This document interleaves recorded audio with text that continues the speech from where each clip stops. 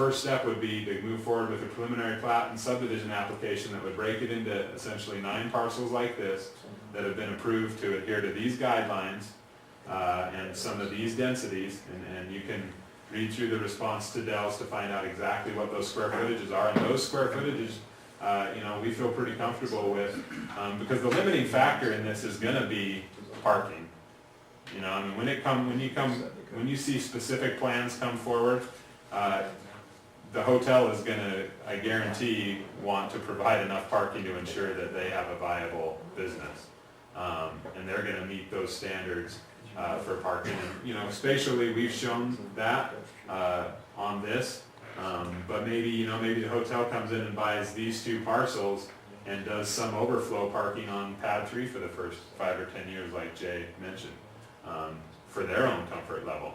And then, you know, as they see how the market's going, how things are going, you know, they would have the option potentially to sell that and do some retail there. So, so that's kind of the basis of how we've structured this and how we would like to see it move forward. Again, as we move forward with a specific plan on any one of these parcels, you would see the service access, you would see the circulation. I mean, there's some very specific things that we attempted to do. Jay mentioned like a fuel truck. You know, the fuel trucks don't have to be right next to the pumps. That little line right there and that little line right there are essentially the pumps.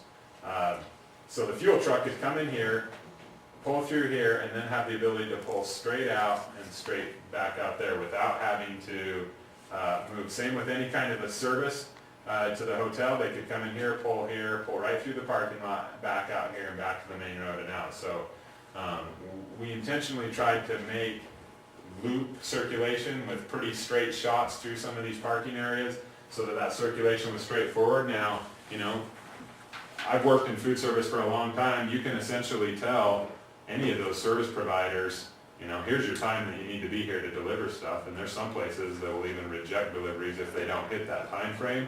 Now that's not to say that there won't be the occasional time where, you know, that time frame isn't hit, but, you know, if the hotel says you got to be here for linen service, you know, at 5 a.m., then they'll be there at linen service at 5 a.m., which, you know, will reduce the conflict between other types of traffic and some of that access. So when those specific plans are developed, you know, that's when your engineer will see. We have talked with UDOT, and these accesses have been spaced and arranged with UDOT. We shifted this one a little bit to line up with this dirt road. So UDOT feels comfortable with what we've got here. I mean, there's still a little bit of a process that we have to go through to make the improvements and to do the things along that road that we want to do. But, you know, preliminarily they feel comfortable with what we're showing. Having said that, with the widths, it's my opinion that you don't want UDOT or a traffic engineer to design this road for you in terms of volumes. You know, I mean, what you'll get then is Logan Main Street or Brigham City Main Street or, you know, some other extremely wide road. So we intend prominent buffer. There would be street trees on each side, and on the far east edge, if necessary, you know, because it's kind of backed up to those storage units, we could do some kind of a hedge screen to even screen that a little bit further, and that might even be in the owner's best interest because those storage units aren't the most sightly land use on the planet. So, so that's the basic variations that we're asking for. We're still sticking with 30. We have 35% open space here. In terms of sewer and water, I mean, those are all state regulated things, and before this could go to final plat, we have to bring the water to the table, and we've started that discussion. We've been talking with the engineer. The owner has some water rights, and you know, if we have to go look for more, then that's definitely what we need to do. So I guess at this point I'll open it up to additional questions or any other things that you might want me to clarify or go back over. Chris, could you talk a little bit more about the surface water issues? There's some water that passes through, I think, the Lovelands. You had some conversations with them? Yeah. We're not planning to inhibit that in any way. I mean, just the nature of increasing the impervious surface would actually, you know, if there wasn't a controlled release on that, could potentially increase that outflow. So we would be sticking with the exact volume that's discharging from the site now will be maintained at least, you know, during that irrigation season. If the water's not in the ditch, then we're not gonna pump the water in there, but if that's flowing, then we're not gonna restrict that in any way, shape, or form. I do know there's a spring on the property or in proximity to the property, and it tends to come up in different places, as I understand, year to year. So that's something that we're gonna have to deal with and will be handled as part of the finalization of the wetland delineation. I think the way that we would like to see the wetland delineations happen is move ahead with the subdivision process and get those parcels done. And the way that the Army Corps regulates that is that no land that's a jurisdictional wetland can be filled or excavated.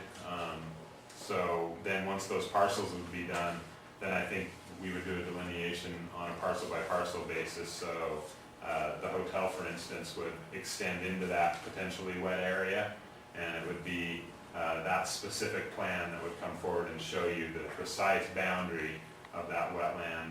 And if they encroached on that, that's for a few different reasons. It sort of spreads that onus a little bit, and it also allows us to be really precise. We have surveyed the property, we have the boundary, and we have some detailed topography. But because we don't know exactly where some of those buildings might end up being, I think that we move forward with that wetland process when we know here is the building, here is the parking, here's all the ground that we intend to fill, as soon as possible. Then that'll be clearly defined and a little bit easier to talk about. Chris, Yeah. on water shares, do you have water shares that come with the property?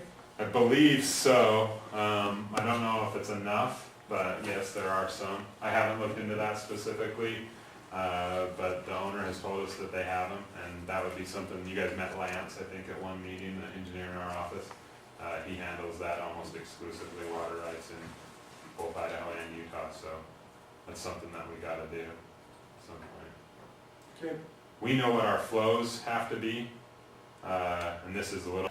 I know it's a market-driven thing, but do you have any, would there be any restrictions on any kind of businesses that wanted to come in there? I mean, what if you had a massage parlor that wanted to go in there? A what? A massage parlor. Yeah, do you guys have an ordinance for some of those? It's not strong enough. Okay. Yeah, we didn't address that specifically in any of the topics in the little design guidelines that we put together, so. I mean, But that is something that you could say couldn't go into your, is that not right? a massage parlor, theoretically, yes. A tattoo parlor at this point, theoretically, yes. So, I mean, assuming the owners are willing, we could revisit that in the design guidelines and talk about that a little. I mean, because that is one thing that, actual business types we didn't really address. And if those are considered retail, which they kind of are, then, are service oriented, so. I think that would be something you would want to address a little bit, just from the standpoint that, housing per se isn't something that we typically allow, and that was part of the discussion with the plan development, that it can allow the housing. Like has just been mentioned, there's some things that we expressly would not like to see there, that one in particular. So I think that now. On top that might have a walkout patio on top of a 2-story, something like that. Again, all that's just kind of a squishy vision, but we would like to see the ability to go 3-story. That doesn't exceed the current height of what's allowable. So, I guess what I'm requesting though is that you identify, like, if it's in a very pedestrian-oriented area, that it wouldn't necessarily lend itself to, 3 stories. I disagree. In some areas. I mean, I think that the scale, part of what creates that scale is the width to the height, and you want a certain sense of enclosure. There's also things and elements in creating kind of walkable towns, landmarks, clock towers, bell towers, things like that these guys have done on some past projects, and I brought some pictures that just create some of that interest, and those extend up higher, and so I don't want to limit it. I mean, maybe we could identify where the ones would be too, well, like for instance, the fast food and potential